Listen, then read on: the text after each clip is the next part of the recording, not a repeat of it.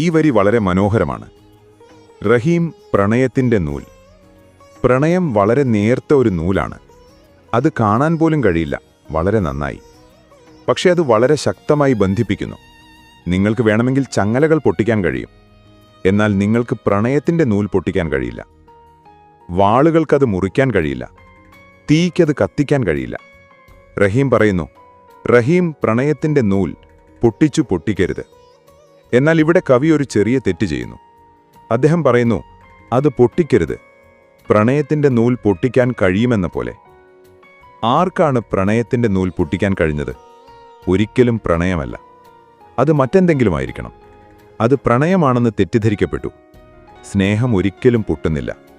മനുഷ്യബോധത്തിൻ്റെ മുഴുവൻ ചരിത്രത്തിലും യഥാർത്ഥ പ്രണയം ഒരിക്കലും പൊട്ടിയിട്ടില്ല.